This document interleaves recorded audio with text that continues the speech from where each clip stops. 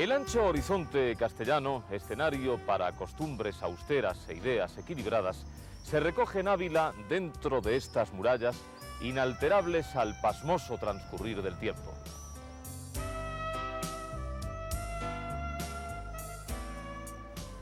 La ciudad parece un monumento erigido a las grandes certidumbres y a los grandes misterios de antes y de después de nuestros días.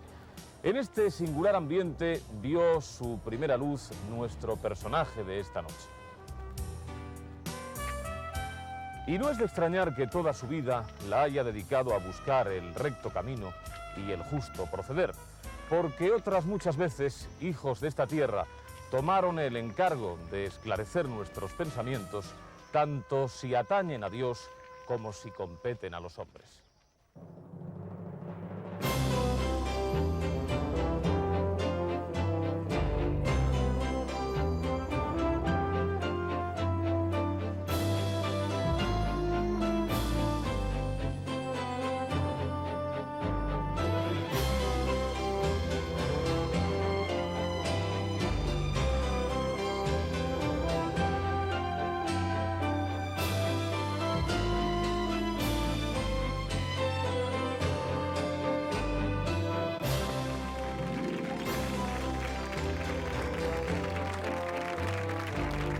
Esta noche, la vida de José Luis López Aranguren. Buenas noches, profesor. ¿Cómo está? Estupendo aspecto tiene, ¿eh? Siéntese, póngase cómodo. Bueno, muchas gracias por haber querido estar con nosotros esta noche. Una gran satisfacción estar aquí. Nosotros estamos muy contentos también porque sabemos además que cualquier cosa que comentemos con usted va a ser interesante la respuesta que nos dé. Eso ya es más dudoso. A las personas de su edad, profesor, se las tiene por conformistas. Incluso se dice que están de vuelta de todo, ¿verdad? Pero también todo el mundo sabe que usted tiene un inconformismo poco menos que juvenil, de tal manera que yo no sé si habrá sido capaz ya de dar respuesta a esas grandes preguntas de siempre, ¿no? ¿Quiénes somos? ¿De dónde venimos? ¿A dónde vamos? ¿Qué es la libertad? ¿Qué es la justicia? ¿Tiene usted ya respuesta para todas esas cosas? No, no tengo respuesta, no. Yo creo que nunca tendré respuestas definitivas. ¿Cómo definiría usted a la ética? Ahora las cosas, desde hace algún tiempo, han cambiado un poco. Y la palabra ética se ha hecho, como todos ustedes saben, se ha hecho mucho más popular. Pero en cambio ha adquirido una significación un poco diferente en el lenguaje usual. Ética se refiere generalmente, entre las gentes que emplean esa palabra, a política. Y se emplea, digamos, como en relación contundente con la política. Entiendo. En todo caso, de su obra se desprende, o por lo menos yo desprendo, que no cabe hablar de ética sin libertad.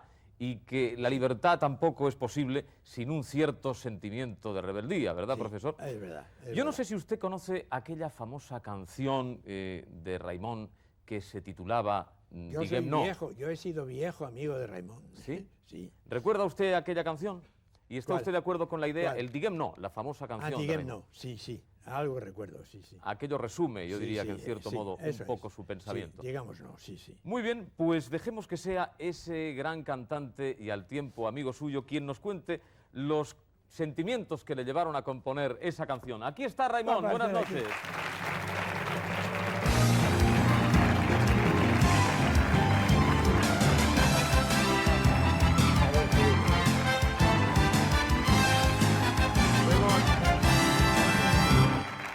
Siéntese, por favor.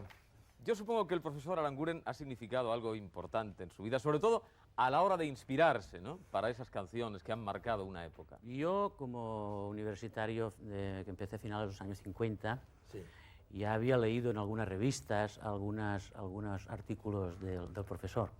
Y después estuve en Madrid en una conferencia y que él no me conocía todavía, y me sorprendió su manera de aceptar el coloquio, que era de una apertura total. Eso a finales de los 50 estoy hablando. Sí. Después se publicó aquel libro de La Juventud Española y otros ensayos, que leí con muchísima atención. Y cuando yo hice mi primer LP, necesitaba una presentación. Y necesitaba una presentación y dos presentaciones. Espriu y el profesor Aranguren. eso fue en el 64. Y desde entonces nos hemos encontrado en muchísimos sitios, siempre en actos públicos por las libertades o no. Pero no en tantos como Tienen ustedes mucho tiempo por delante. Naturalmente que sí. ¿Se ha perdido, Raimon, el afán de renovación de la juventud de los años 60 y 70? ¿O pervive todavía? Yo creo que pervive, que está ahí.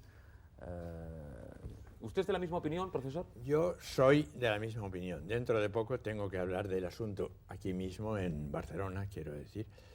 Y pienso que hay un cierto paralelismo entre lo que dio lugar a la rebelión de los jóvenes. No pienso tanto en los Estados Unidos, sino donde yo estaba entonces, que era en California, en los años 60, la insumisión al ir a la guerra del Vietnam y la insumisión actual al servicio militar. Yo creo que hay bastantes paralelismos entre unos y otros. Y espero que va a haber más y más paralelismos. Es decir, que hasta cierto punto los jóvenes van a volver a empalmar con los jóvenes de aquellos años 60. Raimon, ¿qué es más importante en la obra de Aranguren? ¿Su propio pensamiento filosófico o esa actitud comprometida que ha mantenido desde siempre? Bueno, es que en la obra y en la vida, porque ha hecho un tipo de obra muy inseparable también, desde lo de Eugenio d'Ors, que ya va por esos caminos.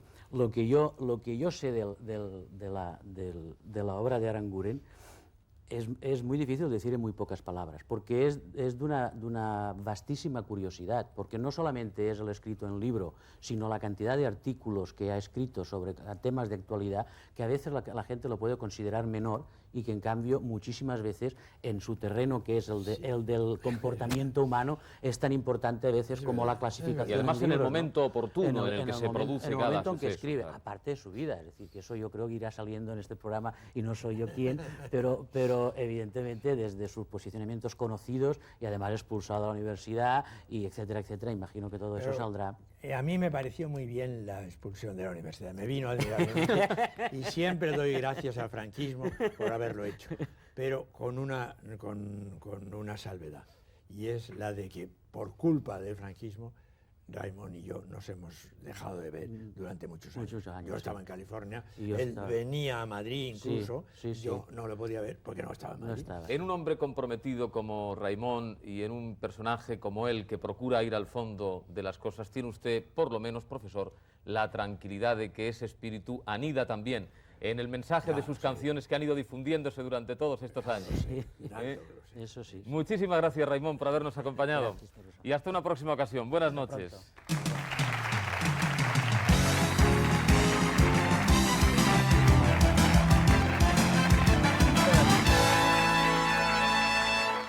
Bueno, pues si usted me lo permite, vamos a ir al inicio de su vida. Sí. Usted vio la luz en el sosegado confort de un hogar burgués en Ávila el día 9 de junio de 1909. Eso es. Tiene, por lo tanto, ahora mismo 84 años. Sí, señor. Recién cumplidos. Recién cumplidos. Su padre, don José Isidoro López Jiménez, era un próspero hombre de empresa y su madre, doña Felisa Aranguren, procedía de Bilbao. Según dicen, tenía una enorme belleza y una gran distinción, ¿no? Fue usted un hijo muy deseado, según tengo entendido. Sí. Porque sus padres habían perdido 3 con anterioridad, ¿no? Es verdad, es verdad. ¿Recuerda usted a aquellos primeros años de su vida? ¿Se acuerda usted de cómo transcurrieron? ¿Fueron años felices para usted? Fueron años felices, pero la verdad es que era yo demasiado pequeño y mis recuerdos empiezan precisamente, yo diría casi sin exagerar, cuando falleció mi mujer. Es verdad, mi madre. Y esa circunstancia le llevó al San Sebastián Recoleto de principios de siglo, donde buena parte de la burguesía de Madrid pasaba los veranos. Allí vivió con su abuela materna, doña Luisa, y con su segundo marido, el segundo marido de ella, que era don Gonzalo de Artaza. El primero murió enseguida, sí. ¿Y cómo es que influyó su abuelastro tanto en usted? Porque parece que ha habido una influencia muy notable. Muy grande, sí, es sorprendente, porque en principio se piensa que los padrastros y los abuelastros no caen nunca bien en la familia ya constituida. Pues en mi caso sí reconozco que influyó enormemente. ¿Y cómo es, profesor, que usted no acudió al colegio en los primeros años? Tenía usted preceptores en casa, ¿no? Tenía un profesor en su casa. Tenía un profesor particular, sí, sí. No sé por qué razón, pero mi padre, aparte de la educación que recibí fundamentalmente de mi abuelastro, que me enseñó euskera, me enseñó a nadar, me enseñó a pescar, me enseñó solfeo, me enseñó un poquito de piano, etcétera, en fin, todo eso que no se enseña normalmente en las escuelas. Aparte de eso, claro, había que darme una instrucción.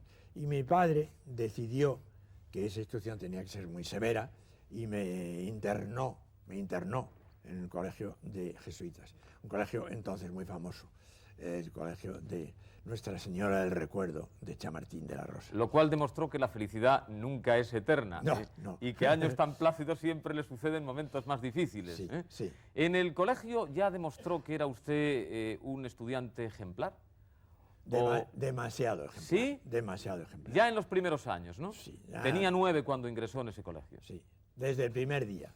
Yo ingresé por la tarde del día 1 de octubre y al día siguiente ya empezaron las clases y yo aprendí lo que había que aprender inmediatamente, mucho antes que todos los demás. Era un chico verdaderamente odioso, un empollón de esos que no se pueden resistir. ¿Pero qué pasa? ¿Le gustaba a usted estudiar mucho? ¿Sentía placer estudiando o Pues, que le resultaba todo muy sencillo? Me resultaba muy sencillo precisamente porque había tenido ese excelente profesor particular. ¿Y era estricta la vida en el internado, profesor? Era estricta, pero como yo era un chico bien educadito, pues para mí no fue ningún problema grave el de estar internado tanto tiempo. Tengo entendido que en el colegio se dividían ustedes en 2 bandos, los romanos y los cartagineses. Sí, ¿no? en todos los colegios ¿Usted jesuíticos. con quiénes iba? Con los que ganaban siempre, claro. Es decir, Con los Roma, romanos. claro, con Roma. A perder ni al parchís, ¿no? No, nunca. Jamás. Bueno, pero el régimen estricto del internado no le impidió hacer buenos amigos, como es el caso de José Antonio Muñoz Rojas, que le saluda también desde la distancia esta noche. Siento mucho, querido José Luis, no estar contigo en esta ocasión, pero como saben nuestros amigos de televisión, pues un compromiso ineludible, precisamente la misma fecha, pues no lo he hecho posible, no he podido hacerlo. Pero en todo caso sé que soy quizás el único compañero tuyo de colegio. El único. Todavía en este mundo. El único. Y me alegro mucho de esta ocasión para evocar aquellos años en que se inició nuestra amistad, que fueron por los años 20, 21 o 22, por ahí.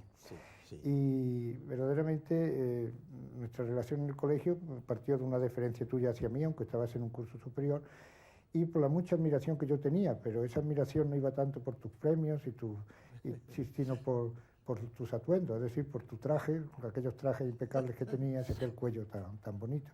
Y esa admiración y ese cariño continuó hasta el día, y me alegro mucho poder expresarlo aquí, en esta ocasión de nuestro común aniversario. Pues yo también estoy verdaderamente conmovido de haberte visto ahí este rato.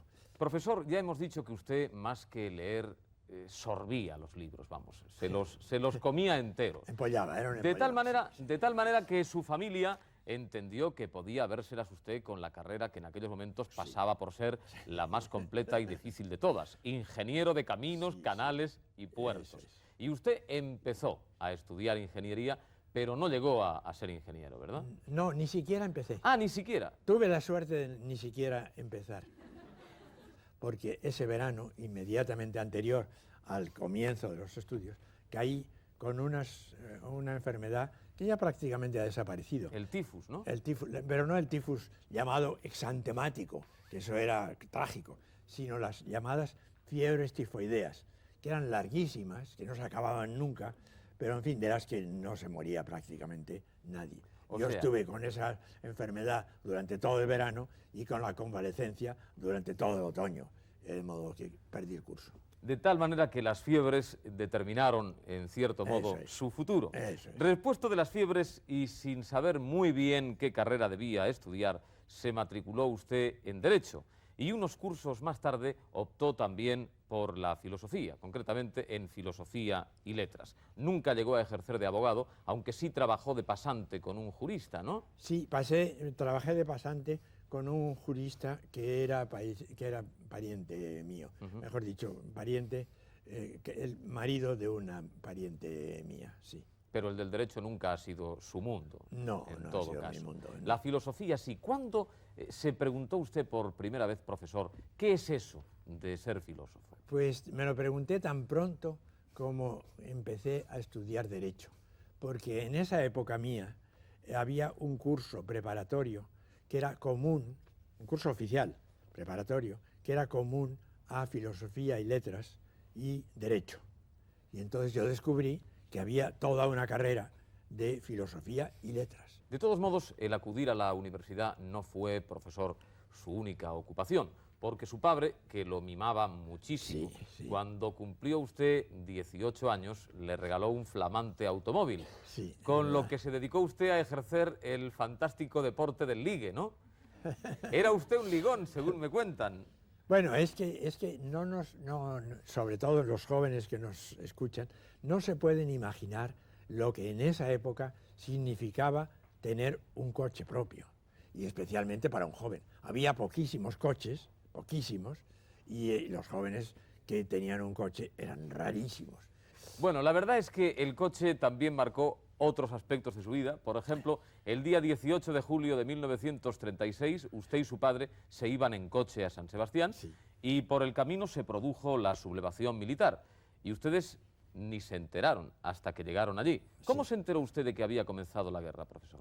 No, salimos el 18 de julio porque se había decidido ya así por mi padre, que fuésemos ese día a empezar las vacaciones. Y ya a la salida, entonces había que salir de Madrid por 4 caminos. Y a la salida ya nos detuvieron una especie de milicias, no eran policías, una especie de milicias que nos pidieron documentos de identidad. Bueno, los presentamos y nos dejaron salir. Pero eso nos extrañó un poco. Pero cuando llegamos a San Sebastián, entonces es cuando nos enteramos de lo que había ocurrido. ¿Pero usted participó activamente en la guerra? ¿Hizo usted algo significativo o estuvo durante todo ese tiempo pasando la maroma como le resultó posible? Yo no hice nada. Bueno, mi padre, al acercarse a las tropas, se encontraba con que, por una parte, sabía muy bien que yo era orteguiano y que probablemente lo que yo quería era no mezclarme en el asunto. Por otra parte, mi familia vasca eran o bien republicanos o bien nacionalistas. Y entonces, pues naturalmente, más bien del lado de la República. Y él era político, pero ser apolítico significa, en definitiva, yo sigo pensándolo así, ser más bien conservador. Entonces él, como por otra parte era muy comprensivo, me dijo, mira, tú haz lo que quieras. Si tú quieres irte a Bilbao como quiere tu tío Luis, que era el hermano de mi madre y que me quería mucho, pues te vas.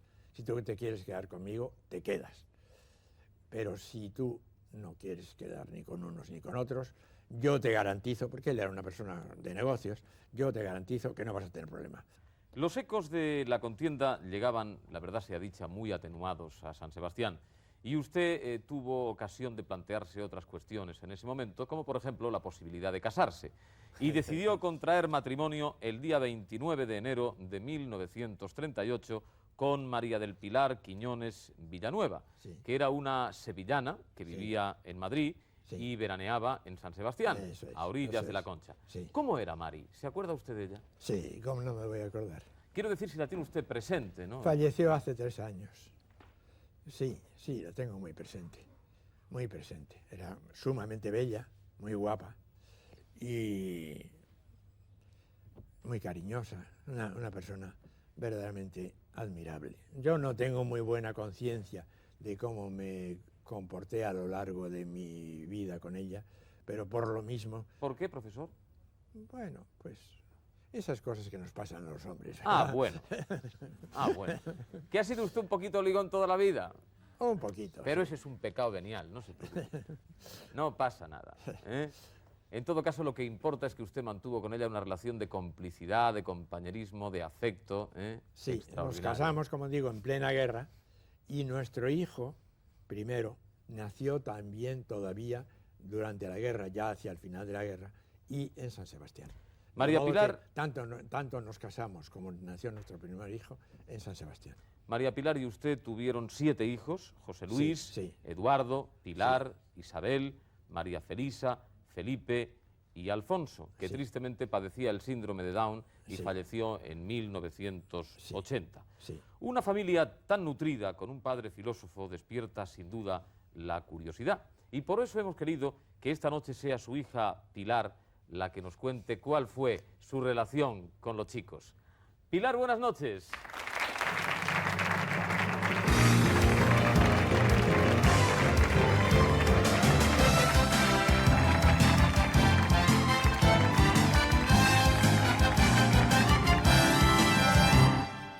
¿Qué tal, Pilar? Muy bien. ¿Cómo está? Encantado de saludarla. Siéntese, por favor. Yo no sé si voy a poder seguir hablando. ¿Cómo no, profesor? Esto es, yo creo que una feliz oportunidad de encontrarse con la gente importante en su vida, ¿no? Como lo son sin duda sus hijos. Pilar, en nombre de todos ellos, ¿qué tal se relacionaba el profesor Aranguren con los niños? Con Cuando ustedes? éramos pequeños. Sí. No nos hacía mucho caso. ¿Qué me dice? Un hombre tan sensible como él, ¿no? Estaba mucho en su despacho y con sus libros y nos castigaba poco, nos mimaba, pero no se ocupaba de gran cosa. O sea, que no era en todo caso un hombre severo, sino antes No. al contrario, bastante permisivo, ¿no? Sí. ¿Y les ayudaba en sus estudios? Sí íbamos con algo muy concreto, sí. Así, en términos generales de la tarea de todos los días, no. O sea, que se lo tenían que arreglar ustedes por su cuenta, ¿no? Cuando había algo importante, alguna duda seria, Ah, sí. entonces sí. ¿Qué decían entre ustedes, los hermanos de su padre? ¿Comentaban alguna cosa? ¿Qué es lo que más les llamaba la atención de su forma de ser? Estaba siempre en el despacho entre semana. Los domingos sí que nos sacaba siempre. Los domingos íbamos de paseo, al retiro y en San Isidro. Siempre nos acordamos que en San Isidro nos llevaba ¿Qué hacían ustedes en a San la Isidro? pradera, nos llevaba a la pradera a montar en los caballitos. Qué y bonito, esto. ¿no? O sea, que tenían ustedes un padre Era más un padre intenso los festivo, fines de semana, era un padre festivo. y entonces durante la semana se dedicaba a trabajar, Sí. ¿no? Y en Ávila se ocupaba mucho de nosotros. Pasábamos el verano en Ávila, en la finca de papá en Ávila. O sea, que cambiaron ustedes la playa por el interior, ¿no? Se fueron ustedes Sí. de vacaciones a Ávila, que Sí. por cierto es donde había nacido usted, claro. Sí. ¿Eh? Y allí lo pasaban ustedes bien. Y allí con lo él. pasábamos muy bien. Y allí sí que se ocupaba muchísimo. Hacíamos concursos, bautizos de muñecos, que él se vestía de cura y nos lo bautizaba. ¿Ah, y- sí? Cuénteme, yo no sabía Era eso. muy divertido. Yo ni siquiera me acuerdo tampoco. ¿No te ¿Qué acuerdas cuando hacía? te ¿Qué hacía, bautizabas Pilar? de cura? Hacía de Y cura. alguno era la madrina y el padrino, pues la Mariquita Pérez y aquellas muñecas que ¿Ah, sí? estaban. Somos 3 hermanas, bastante seguidas. Ya sé. Y entonces pues teníamos el muñeco de turno que fuera y Claro. entonces hacíamos una fiesta de bautizo y también hacíamos concursos de Sí, bicicleta. sí, de eso sí y me de acuerdo, sí. Carreras de saco, y él era el árbitro. Pues siempre. menos mal, Pilar, que nos lo está contando usted todo, porque desde el principio nosotros nos hemos quedado sorprendidos, porque decía, no, es que prácticamente no estaba con nosotros, pues si llega a estar. En verano mucho. En verano, claro. En verano muchísimo. Es No, que- es que en verano yo Claro. seguía siendo muy empollón. Y seguía leyendo y estudiando. Una Sí, barbaridad. leía mucho, pero nos hacían mucho más caso que entre semana en el invierno en Madrid. Muy bien, Pilar. Ha sido muy interesante que nos acompañase esta noche también. Se lo quiero agradecer muy vivamente. De nada. Hasta una próxima ocasión. Muy bien. Gracias. Nos vemos, papá.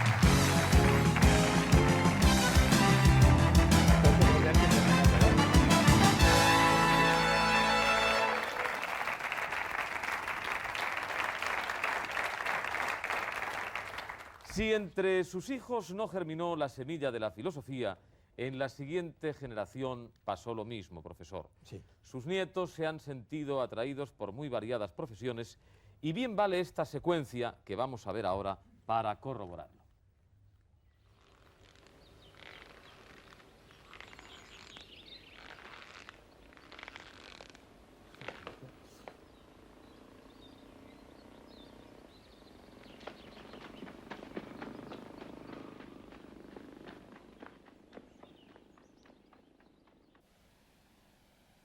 ¿Te gustaría? Muchísimo. Bueno, ahora a dormir. Ha reconocido usted a esta niña, ¿verdad, profesor? Esta niña es su nieta, Sonsoles, sí, Sonsoles. que está aquí también para darle un abrazo ¿sí? y para decirle que no sabe gran cosa de filosofía.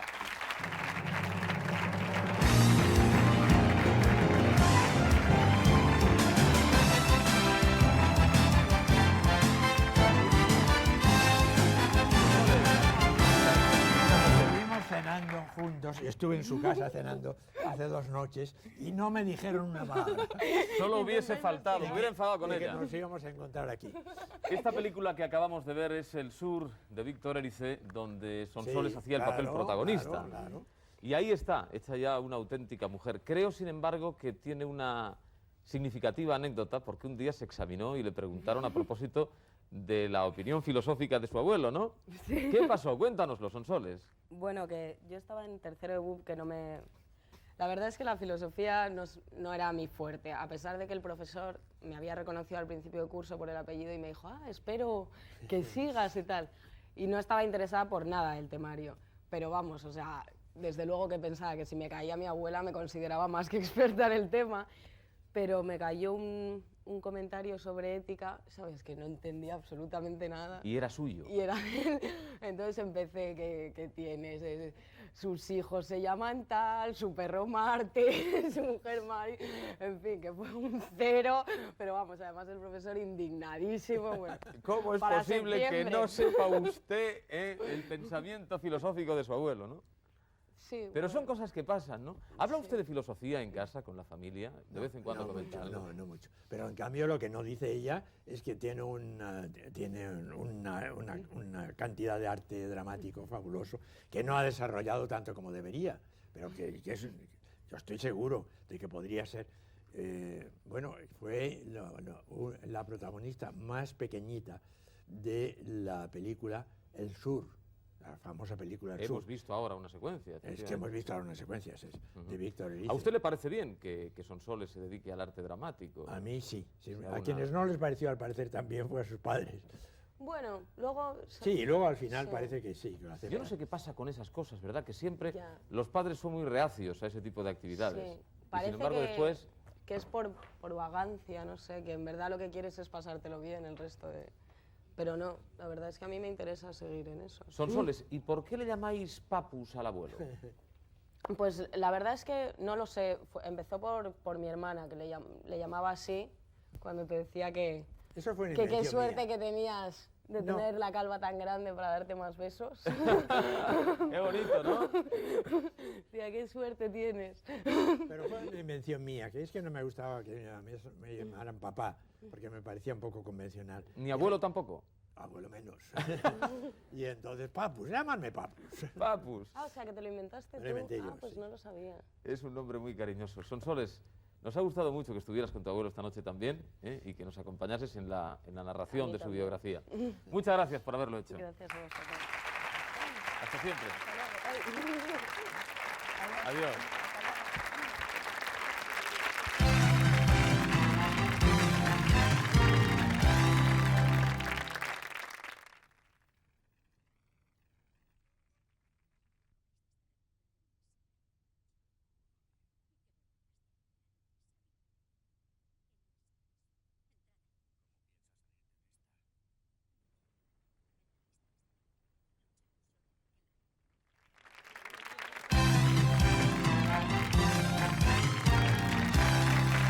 Pues ahora, si le parece, vamos a dar marcha atrás y nos vamos a situar en la posguerra.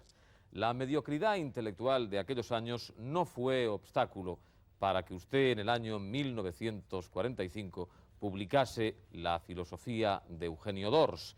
Ese fue su primer libro, ¿verdad, Fue su profesor? primer libro. Por aquella época usted frecuentaba también el domicilio del poeta Luis Rosales, Sí. que era- fue donde un día conoció a José María Valverde. Sí, señor. José María Valverde ha decidido que quiere también esta noche darle un abrazo. Y a mí me ha parecido estupendo. Estupendo. Así es que aquí está también esta noche el doctor Valverde.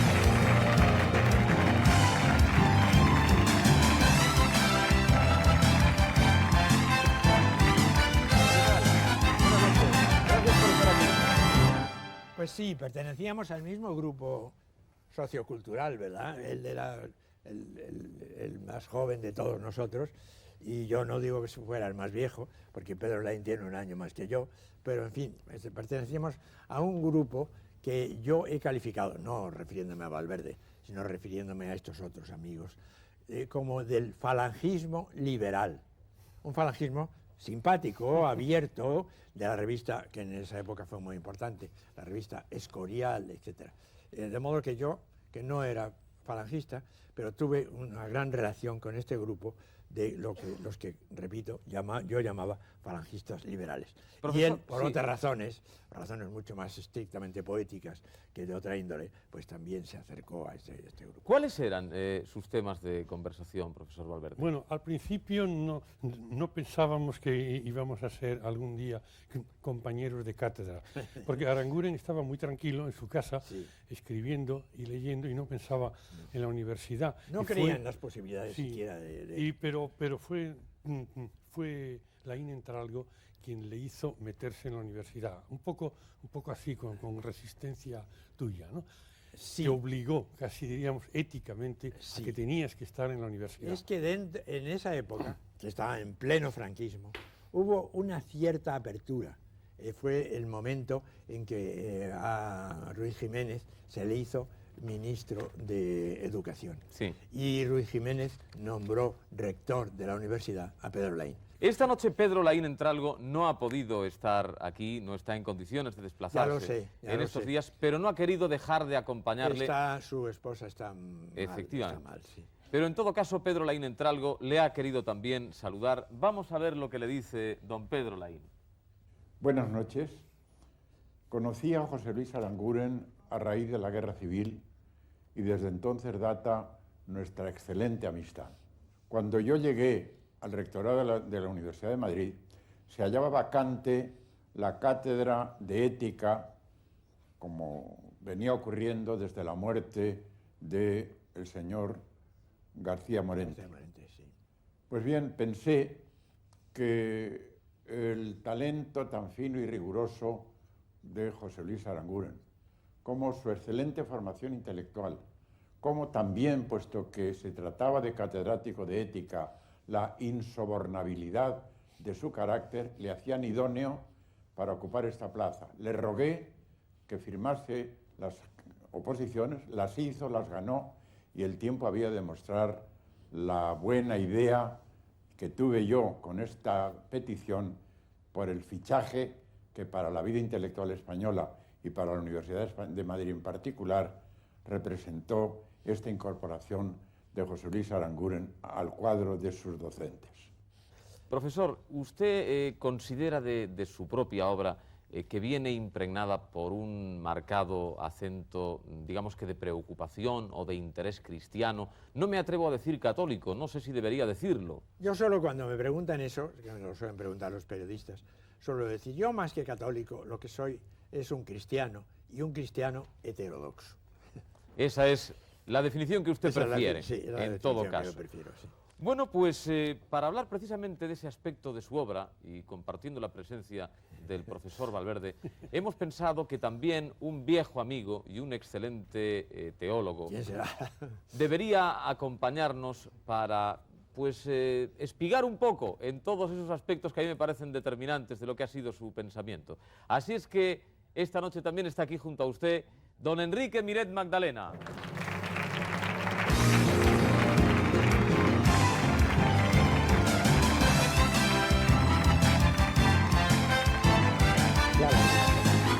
¿Qué tal, Enrique?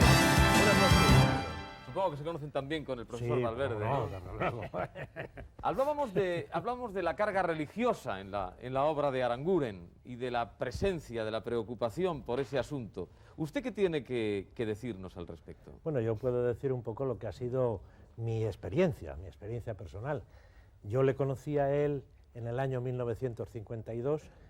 No sé si él recordará una tarde memorable en que esta gran cristiana y al mismo tiempo campeona de tenis, Lili Álvarez, nos reunió en una residencia que tenían las misioneras evangélicas, y estaba allí la directora, que era una Luca de Tena. ¿Qué año era eso? El año 52. Ha llovido ya desde entonces. Ha llovido un poco. Solo 40 años. Solamente. Y allí empezamos a hablar. Yo no le había conocido a Aranguren y empezamos a hablar y salió la conversación sobre los místicos y concretamente sobre el maestro Eckhart. Y tuve yo una discusión enorme con la Luca de Tena, ¿verdad? Porque él ya consideraba que era un hombre hereje y no sé cuántas. Y yo venga a defenderle, ¿no?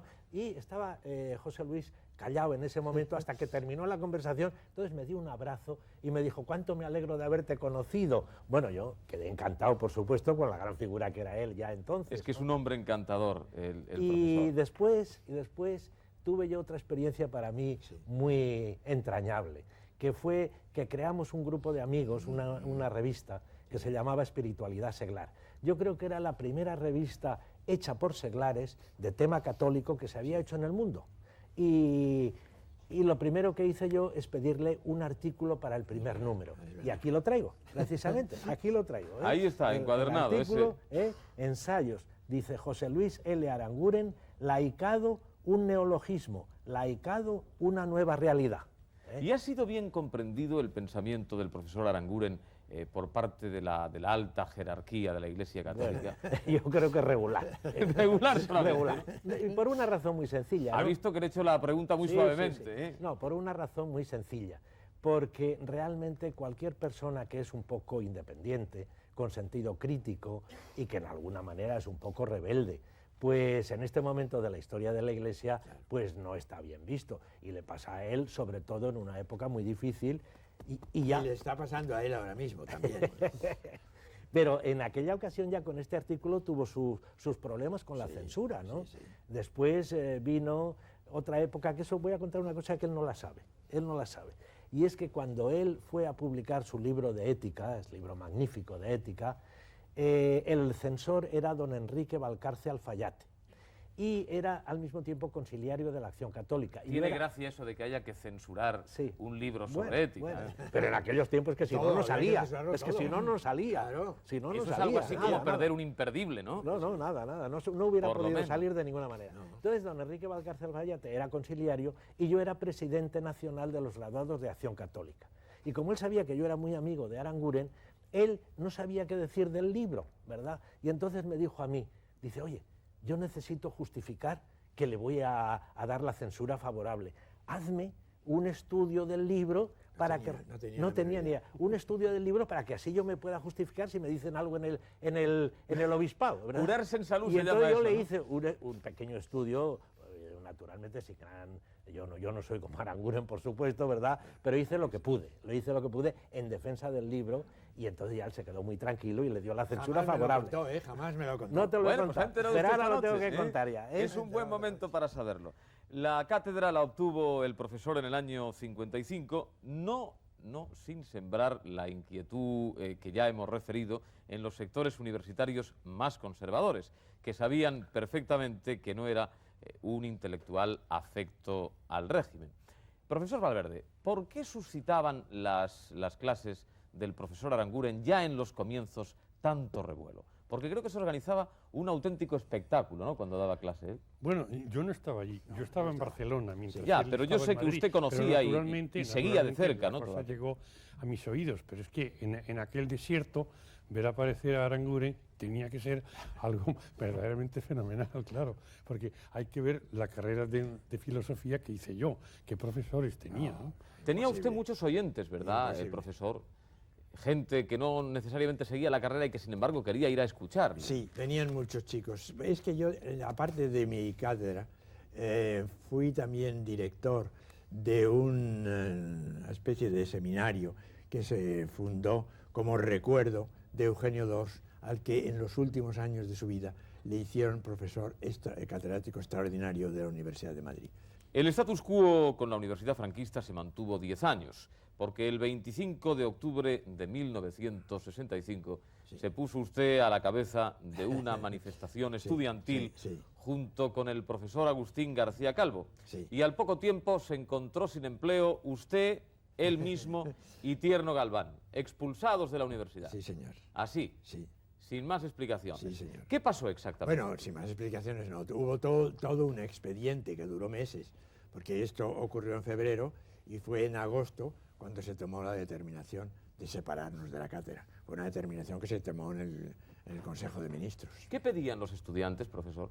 Lo que pedían era algo absolutamente insólito para aquella época. Pedían nada menos que democracia universitaria. Cuando no había democracia en ninguna clase, ellos pedían democracia universitaria. Uno de los pocos que se solidarizó con usted fue el profesor Valverde, según tengo entendido. Le mandó usted un collage al profesor Aranguren, ¿se acuerda? No sé si lo conserva él. Sí, lo Claro conserva, que lo tiene en su conservo. casa. Claro que lo Yo lo he conservo. visto. No solamente lo conservo, sino que va a aparecer dentro de poco en otro programa de televisión. Me lo han pedido y ya lo han reproducido. Nula estética sin ética, ninguna estética sin ética, decía eso, ¿no? Ergo, apaga y vámonos, ¿no? Claro, Así es como me comunicó su solidarización conmigo. Era el resumen, Sí, ¿verdad? aparecía yo con toga Eso escribiendo en una pizarra eso, era un fotomontaje. Era un fotomontaje muy bonito, muy bien. Sí. Don José María Valverde, don Enrique Miret Magdalena, han sido ustedes muy amables también queriendo venir a este homenaje. ¿Permites que termine yo? ¿Cómo no? Resumiendo lo que para mí ha sido Aranguren, ¿verdad? Con 4 pensamientos de 4 pensadores importantes, unos más antiguos y otros menos antiguos. Uno es de Lao Tse, ¿verdad? En su Tao Te Ching, que dice: cuantas más leyes, más ladrones. Y yo creo que él realmente ha sido un poco contrario a toda esta cosa de normas, de cosas, de tal. La segunda es de Unamuno, que decía que más vale sacudir la cabeza de 4 semejantes que escuchar los aplausos de 4 millones de personas. Y yo creo que él ha sido así, ¿verdad? Que realmente ha preferido sacudir la cabeza de quien sea, independientemente de los aplausos. Y el tercero es una tontería avalada por 1 millón de personas, sigue siendo una tontería. No y cabe él la menor realmente siempre lo ha dicho. Muy bien, don Enrique, siempre tan brillante. Muchas gracias por haber estado aquí.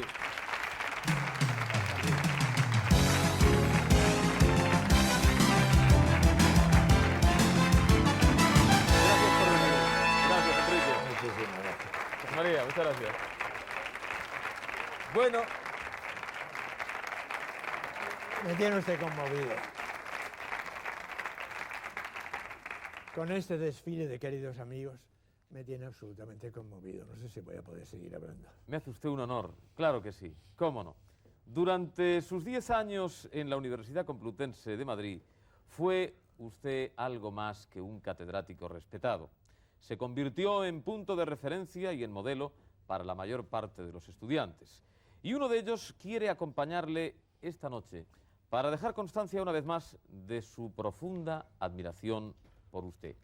El filósofo y eurodiputado Xavier Rubert de Ventós. Ahí lo tiene.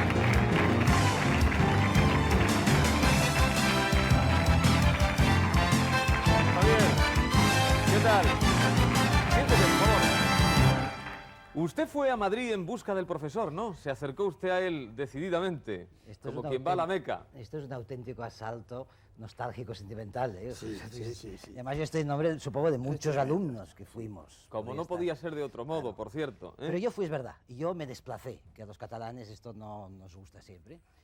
Yo aquí había hecho Derecho como él, cometí el mismo error, y claro, no conocía a los profesores de Filosofía, descubrí a Valverde, eso sí, pero yo era estudiante de Derecho, y había leído sus libros, me quedé absolutamente esma perdut, como decimos en catalán, y quise ir a estudiar con él absolutamente y obsesivamente. La verdad es que cuando llegué me recibió como con una especie de corte tremendo, porque yo llevaba converso a sus protestantismos. Ah, caray, pero absoluto.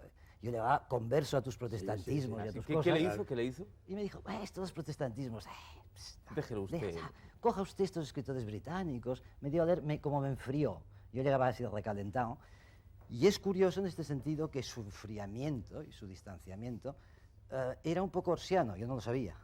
Yo venía de Barcelona y él representaba un poco esta actitud más británica, noucentista, que en la meseta era extraño. En la meseta no era normal. Yo el otro día comentaba que tú eres la única persona que has conectado el 98 con el 68, con esta nueva mentalidad. Interesante observación y esa. en aquel momento yo venía creyendo ir al 98 y me encontré con Eugenio d'Ors de retruc. Entonces fue una especie de desconcierto, pero él se ha dedicado a eso. Tiene gracia como mete esas muletillas en Sí. catalán. Yo no me acordaba de eso, pero en cambio ya lo sabe él, que sin exagerar yo diría que ha sido mi discípulo favorito. Ya lo sé. De verdad. Por eso De está aquí verdad esta lo- noche, de verdad, entre otras de verdad lo cosas. digo. Señor Rubén de Ventós, ¿qué ha significado José Luis López Aranguren para los que eran estudiantes en su época, para esta generación de filósofos que ahora mismo están ya en la plenitud, pero que empezaron entonces con él? Yo supongo que es algo absolutamente raro, porque yo, aunque no directamente, a través de mi padre y dos amigos de mi padre y Jordi Maragall, conozco un poco qué era la enseñanza de Ors y de Ortega, estas personas que se producían delante de la gente. Y en cambio, José Luis desaparecía como una pantera, persiguiendo los temas, no estaba él. Claro. No estaba, curiosamente, su presencia era que te olvidabas persiguiendo un tema, y yo leí con él la fenomenología del espíritu, y era como un cazador.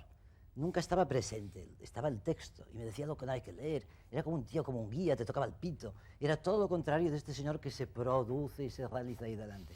No llamaba la atención sobre sí, sino un poco era como una especie de viático a las cosas. O sea que si hubiéramos de establecer un titular diríamos Aranguren, una nueva manera de pensar. Sí, como con tono menor, sarcástica a veces, tratando de desconcertante, viendo lo que era oportuno decir, porque la palabra oportuno da oportunista, pero da también, en aquel momento a mí me convenía que me refrescaran con ingleses. A otro que estaba demasiado refrescado con ingleses y que era positivista lógico, le daba gravedades alemanas. A cada uno le administrabas dosis, y además decías que te diga alguien lo que no tienes que leer. Hoy con la cantidad de libros que hay, alguien que te diga no leas esto y lea aquello, Es importante. de agradecer más que lo que no hay que leer. Recuerdo que yo te vi, no, esto déjalo estar. Siempre con una especie de tono menor. Como quien no quiere la cosa. Estoy muy contento de que haya estado usted un rato al lado del maestro esta noche. Gracias por haber venido. Más contento estoy yo. Muchísimas gracias.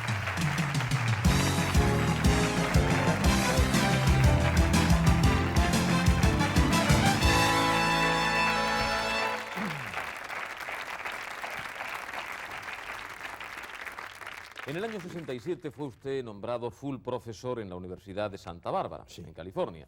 Y esto le llevó a vivir 6 meses en los Estados Unidos y otros 6 en España, hasta el año 1978, lo que le permitió ser testigo de excepción de la revolución juvenil de aquellos días. Una de sus alumnas de aquella época fue la escritora Soledad Puertolas, amiga suya desde entonces, que le vio gozar de la vida como un joven contestatario más. Y hoy ha venido a contárnoslo. también. Soledad Puertolas, buenas noches.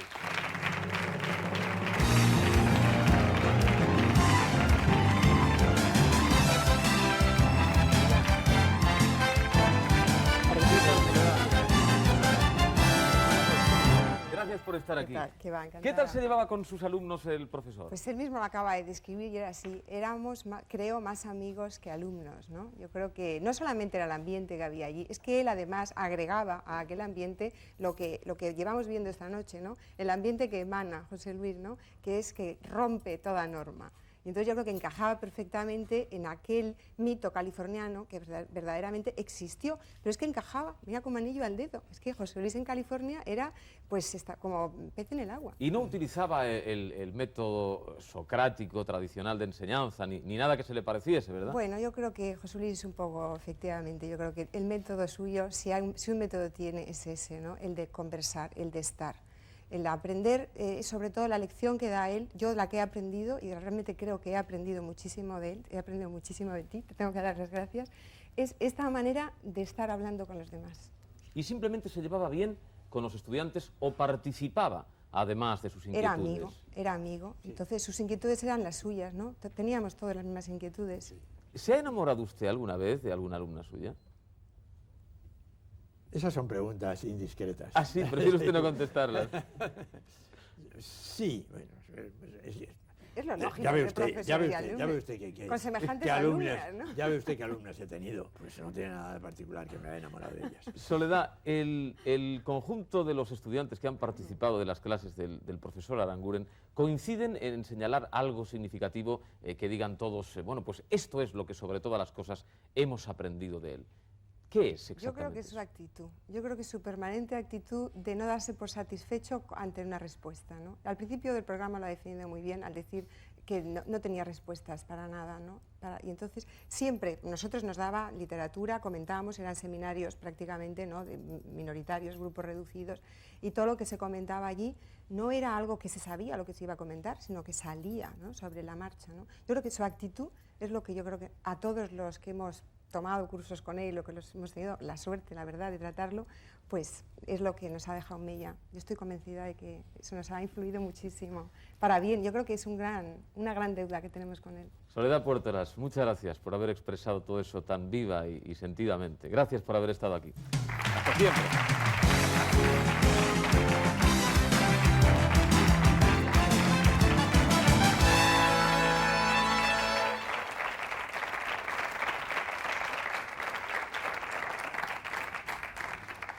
A poco de su regreso a Madrid como un ciudadano libre de toda sospecha, vendió usted su casa de la calle Velázquez y se fue a vivir a Aravaca, en una finca más adecuada para su hijo Alfonso. Sí.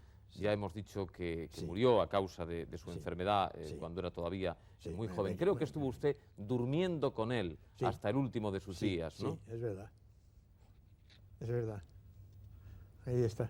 Ese chico para usted fue muy importante, ¿verdad? Mucho, mucho. Para toda la familia. Para toda la familia fue muy importante. Creó un vínculo de unión entre toda la familia verdaderamente fabuloso. Y un muchacho... Porque era todo afabilidad, claro, no inteligencia, pero sí afabilidad, sí cariño, sí. Y un muchacho limitado, una persona de estas características, es curioso la influencia que puede llegar a ejercer, ¿verdad? Sí, sí. Parece, a primera vista parece increíble, ¿verdad? Pues sin embargo es cierto. ¿Se les quiere de una forma especial a esos especial, chicos? Sí, distinta, diferente. Y ellos también lo hacen de manera distinta. Y ellos también, ¿no? sí, sí, sí. En 1980 le llegó la hora de jubilarse de la cátedra, profesor. Sí. Pero siguió trabajando... Bueno, en 1979. Un año antes. Sí, porque yo nací el 9, el 79. Es verdad, que le gusta a usted precisar mucho. Eso es. Por eso de esos mesecillos que le hacen usted un poquito más joven, ¿no? Para que nadie diga... No, si yo más bien presumo de viejo. ¿Ah, sí? Sí, sí, a mí me gusta enseguida decir los años que tengo, aunque no me lo pregunten, sí, enseguida lo digo. Sí, sí, porque presumo de viejo. Se puede seguir encandilando al personal, no se preocupe usted. Yo creo que incluso más todavía que antes, ¿eh? Decía que después de ese momento siguió usted trabajando tan intensamente como hasta entonces e incluso un poco más. En todo caso, la continuidad de su trabajo estaba asegurada en la labor de profesores que fueron discípulos suyos, como las 3 catedráticas de ética que esta noche han querido estar con usted. Victoria Camps, Adela Cortina y Esperanza Guisán.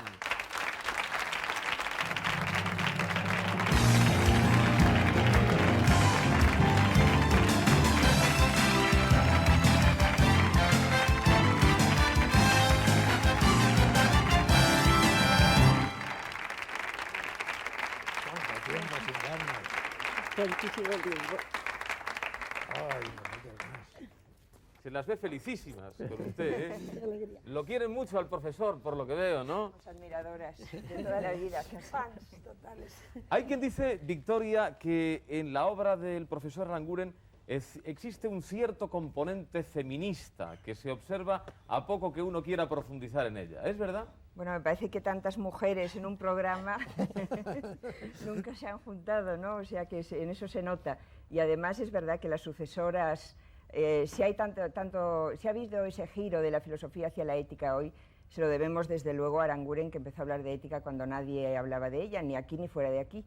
Y bueno, y muchas de las que hemos seguido ese camino hemos sido mujeres.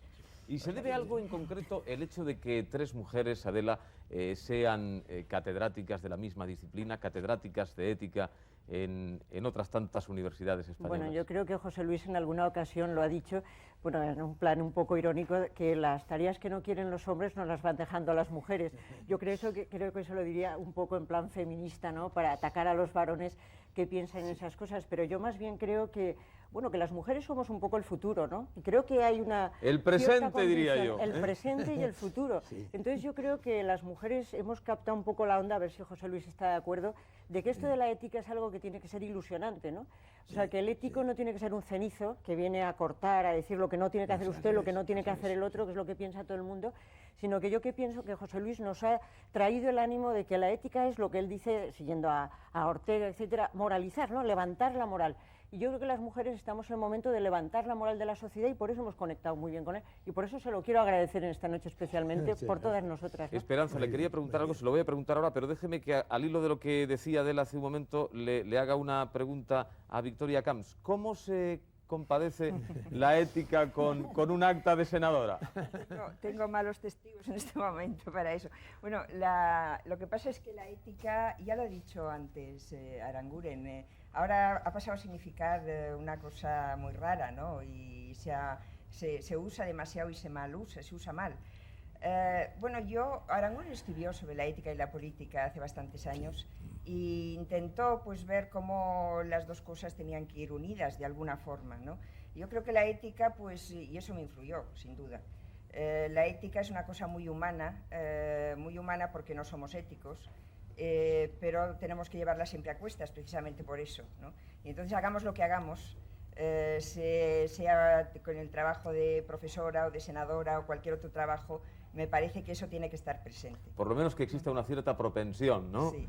Que ya sería ¿no? Suficiente. Esperanza, ¿cómo explican ustedes, usted por ejemplo en concreto, la obra del profesor Aranguren a sus alumnos? Bueno, le explicamos, para mí por lo menos, es una persona que ha sabido, como pocas, en el mundo en la historia de la filosofía moral, aunar la razón, el puesto de la razón, conjugar y destacar el puesto de la razón y de la pasión en la ética. Hay un trabajo suyo que no ha sido nombrado y que se me permitirá que nombre, porque el profesor Aranguren tuvo la gentileza tremenda de escribir hace pocos años el primer capítulo de este libro, Esplendor y Miseria de la ética kantiana, que es un trabajo suyo muy breve como los suyos, pero muy conciso, muy preciso y magnífico. Ese es el trabajo que es muy brevecito, como otro libro suyo que yo recensioné para una revista, un número de Anthropos, que se hizo un homenaje suyo, las propuestas morales, que había llevado otro título anteriormente, dan la visión de un hombre con una capacidad para razonar y para sentir en ética. Por eso, y también quería sumarme a lo que han dicho mis colegas anteriormente, el profesor Aranguren nos tiene que inspirar a las mujeres porque estamos por la lucha de que hay que razonar y que hay que sentir en ética. La ética, lo decía el profesor Aranguren, quiero recordar hace poco, lo he releído, no es cosa de razonamiento, pero no solo de razonamiento, también de razonamiento, pero hay un plus. Y bueno, los varones por una mala educación que han recibido, pobrecillos, pues no han aprendido a sentir. ¿Cómo nos perdonan la vida? El profesor Aranguren sí que ha sabido sentir y tal vez por eso el atractivo que tiene para las mujeres que nos dedicamos a la ética. Victoria Camps, Adela Cortina, Esperanza Guisán, ha sido muy importante que ustedes estuvieran aquí esta noche, se lo digo con toda sinceridad, y creo que para el profesor un motivo de legítimo orgullo. Gracias por habernos acompañado y por haberse sumado a este homenaje. Buenas noches.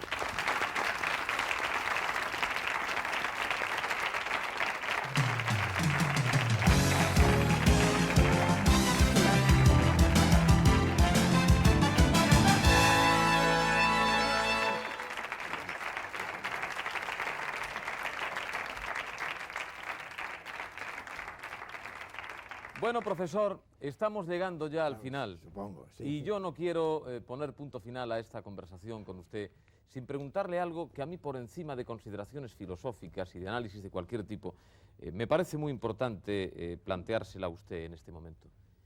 ¿Ha sido usted un hombre feliz? A eso he contestado en diversas ocasiones desde un punto de vista, digámoslo así, filosófico-moral. Yo suelo distinguir entre la felicidad y lo que yo llamo el contento, que puede tomarse de la misma manera que yo lo estoy haciendo en este momento, es decir, como sustantivo y también como adjetivo. Estoy muy contento de este acto y de estar con ustedes, y etcétera, ¿no? Entonces, yo suelo decir que ser feliz se puede serlo en este mundo durante unos instantes, pero es imposible instalarse en la felicidad. Más de 50 libros publicados, una vida entera dedicada al compromiso cívico, han hecho de usted una persona de obligada referencia en todos los ámbitos, un hombre querido y respetado por todos, sobre todo teniendo en cuenta que ha hecho usted una aportación más significativa aún que lo que se contiene en las páginas de sus libros, y es el rechazo absoluto de todo aquello que pueda tener que ver algo, aunque sea muy leve, con el dogmatismo. Eso es lo que ha hecho de usted el filósofo vivo más querido y más admirado. Don José Luis López Aranguren, esta es su vida. Esta es mi vida.